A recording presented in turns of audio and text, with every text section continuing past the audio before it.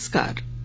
प्रादेशिक समाचार के साथ मैं पूनम किरकेट्टा। पहले मुख्य समाचार। केंद्रीय गृह मंत्री अमित शाह ने आज असम के मनकछार में भारत बांग्लादेश सीमा का दौरा किया और सीमा प्रबंधन का जायजा लिया। केंद्रीय वित्त मंत्री ने कहा, केंद्र ने राज्यों को जनवरी तक का बकाया वस्तु और सेवा कर का भुगतान कर दिया है। सामाजिक सुरक्षा प्रदान करने वाली प्रधानमंत्री सुरक्षा बीमा योजना, प्रधानमंत्री जीवन ज्योति बीमा योजना और अटल पेंशन योजना के आज 7 वर्ष पूरे हुए। बंगाल की खाड़ी में असानी तूफान प्रचंड हुआ। आंध्र प्रदेश, ओडिशा और पश्चिम बंगाल में हाई अलर्ट। झारखंड में पड़ेगा आंशिक असर।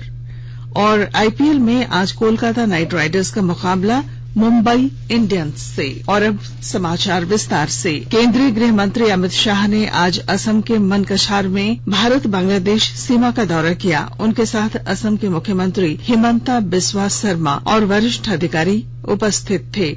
उन्होंने मनकछार में सीमा प्रबंधन का जायजा लिया। श्री शाह ने सीमा सुरक्षा बल के अधिकारियों के साथ बातचीत की। बाद में श्री शाह का बल के केंद्रीय भंडार और कार्यशाला के उद्घाटन का भी कार्यक्रम है। वे तामुलपुर में खादी और ग्राम उद्योग उत्पाद जारी करेंगे। गृह मंत्री अमीन गांव में जनगणना कार्यालय का उद्घाटन भी करेंगे। शाम को श्री शाह गुवाहाटी मेडिकल कॉलेज अस्पताल के 300 बिस्तर वाले सुपर स्पेशलिटी इकाई का भी उद्घाटन करेंगे। केंद्रीय वित्त मंत्री निर्मला सीतारमण ने कहा है कि केंद्र ने राज्यों को जनवरी तक का बकाया वस्तु और सेवा कर का भुगतान कर दिया है। चेन्नई में कल एक राजनीतिक पत्रिका के वर्षगांठ समारोह में वित्त मंत्री ने कहा कि पिछले वित्त वर्ष के अंतिम 2 महीनों की बकाया 78,000 करोड़ रुपए की राशि का भुगतान भी जल्द कर दिया जाएगा। उन्होंने कहा कि वर्ष 2020 में जीएसटी संग्रह अनुमानित स्तर से कम रहा।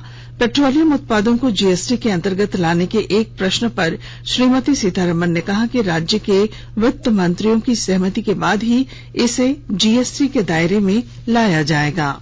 देश में अब तक 190 करोड़ 34 लाख से अधिक कोविड रोधी टीके लगाए जा चुके हैं। स्वास्थ्य मंत्रालय ने बताया कि कल 13,50,000 से अधिक टीके लगाए गए।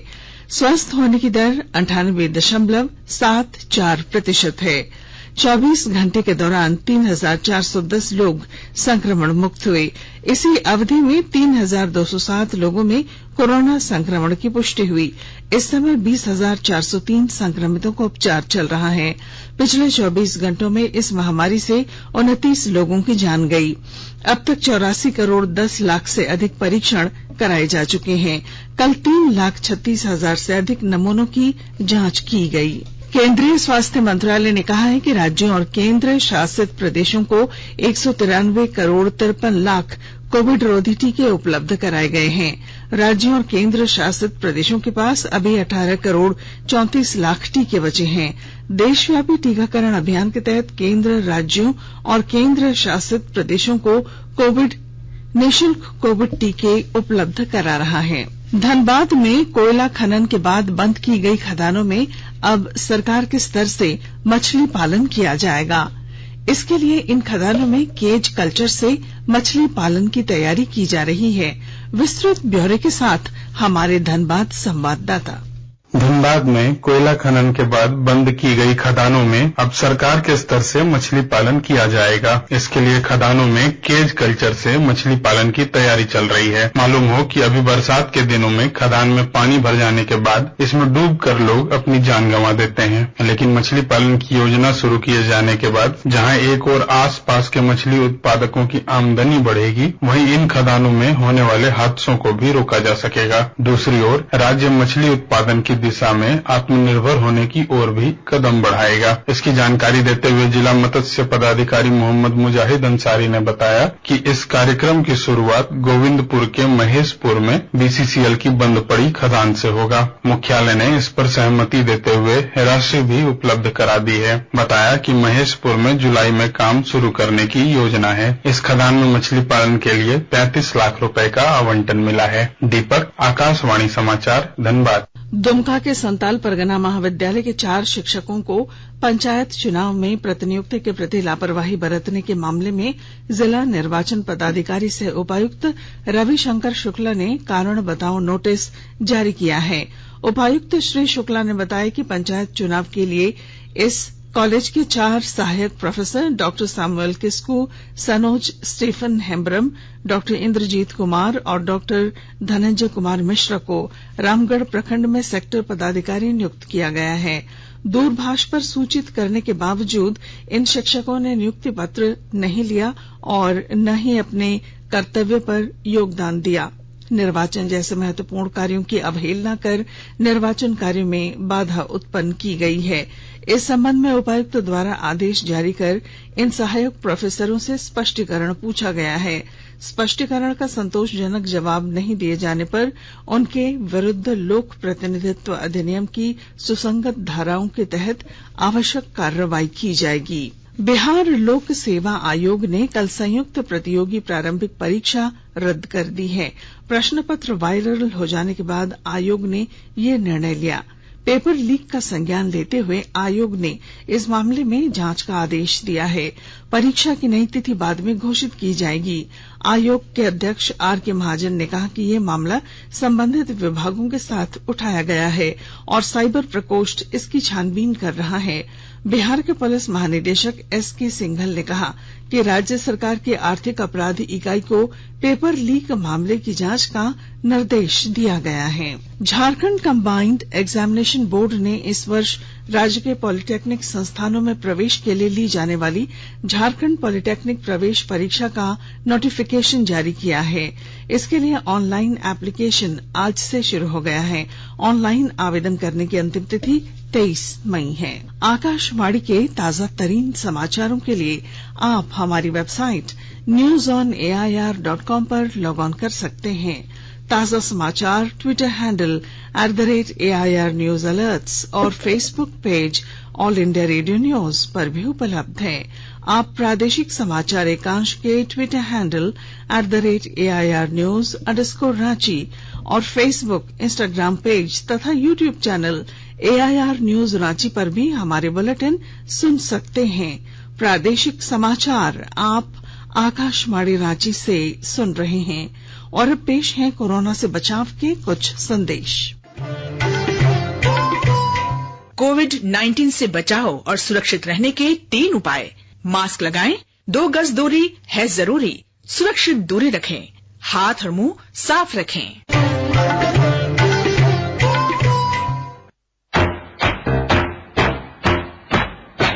चलो मिलकर एक शुरुआत करें, चलो एक फैसला आज करें। मास्क नहीं तो टोकेंगे, कोरोना को रोकेंगे। चलो एक वादा करते हैं, चलो कुछ वादा करते हैं। मास्क नहीं तो टोकेंगे, कोरोना को रोकेंगे। भारत सरकार द्वारा जनहित में जारी। प्रादेशिक समाचार में आपका फिर स्वागत है।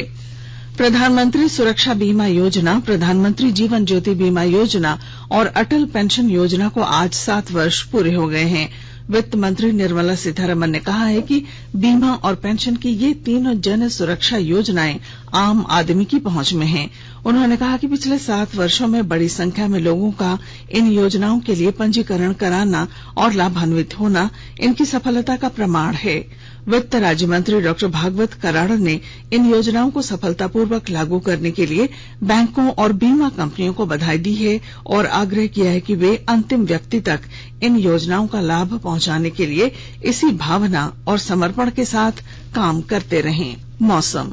दक्षिण पूर्व बंगाल की खाड़ी पर बना चक्रवात असानी सघन होकर भीषण तूफान में बदल गया है और उत्तरी आंध्र प्रदेश, ओडिशा तटों की ओर बढ़ रहा है। आंध्र प्रदेश, ओडिशा और पश्चिम बंगाल में हाई अलर्ट जारी कर दिया गया है। चक्रवात के असर से इन राज्यों में कल से तेज वर्षा होने की आशंका है। मौसम विभाग ने कहा कि चक्रवात और प्रचंड हो सकता है, लेकिन यह ओडिशा या आंध्र प्रदेश तटों से नहीं टकराएगा। ओडिशा सरकार ने कहा कि इस जानकारी के बावजूद राज्य में चौकसी में कमी नहीं की जाएगी। चक्रवाती तूफान असानी का असर झारखंड और बिहार में भी नजर आ सकता है। झारखंड में 13 मई तक विभिन्न इलाकों में बारिश की संभावना है। इस दौरान बादल भी गरज सकते हैं। 11 मई को राज्य के दक्षिणी, पूर्वी मध्य और उत्तर पूर्वी भागों में कहीं कहीं मेघ गर्जन के साथ वज्रपात को लेकर चेतावनी जारी की गई है। पंजाब पुलिस ने एक आतंकी षड्यंत्र को विफल कर दिया है और तरन तारण जिले के गांव से 2 आतंकवादियों को गिरफ्तार किया है। पुलिस ने आतंकियों के पास से 2.5 किलोग्राम आरडीएक्स सहित अत्याधुनिक विस्फोटक उपकरण बरामद किए हैं। प्रधान न्यायाधीश न्यायमूर्ति एनवी रमणा ने आज उच्चतम न्यायालय में न्यायाधीश न्यायमूर्ति सुधांशु धूलिया और न्यायाधीश न्यायमूर्ति जमशेद बी पारदीवाला को पद की शपथ दिलाई। उच्चतम न्यायालय में नियुक्ति से पहले श्री धूलिया गुवाहाटी उच्च न्यायालय में मुख्य न्यायाधीश, जबकि श्री पारदीवाला गुजरात उच्च न्यायालय में न्यायाधीश थे।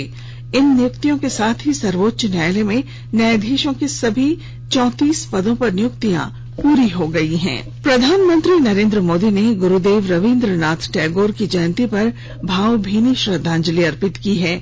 श्री मोदी ने एक ट्वीट में कहा कि रवींद्रनाथ टैगोर के विचार और कार्य लाखों लोगों को प्रेरित करते रहेंगे। गुरुदेव ने हमें अपने राष्ट्र, संस्कृति और मूल्यों पर गौरवान्वित होना सिखाया। उन्होंने शिक्षा और सामाजिक सशक्तिकरण पर बल दिया। श्री मोदी ने कहा कि सरकार राष्ट्र निर्माण के उनके सपनों को पूरा करने के लिए प्रतिबद्ध है। उपराष्ट्रपति एम वेंकैया नायडू ने गुरुदेव रवींद्रनाथ टैगोर की जयंती पर उन्हें श्रद्धांजलि अर्पित की। एक ट्वीट में श्री नायडू ने कहा कि गुरुदेव विशिष्ट कवि, प्रतिष्ठित लेखक, महान दार्शनिक, समाज सुधारक और शिक्षाविद थे।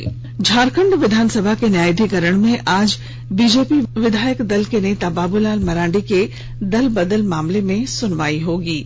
विधायक दीपिका पांडे, पूर्व विधायक बंधु तिर्की की शिकायत मामले में सुनवाई होगी। इससे पहले 6 मई को भी विधायक भूषण तिर्की और पूर्व विधायक राजकुमार यादव के मामले में सुनवाई हुई थी। लोहरदगा के कुड़ू थाना क्षेत्र के जीमा चटकपुर गांव में भाजपा के बूथ अध्यक्ष रतन महतो की गोली मारकर हत्या कर दी गई है।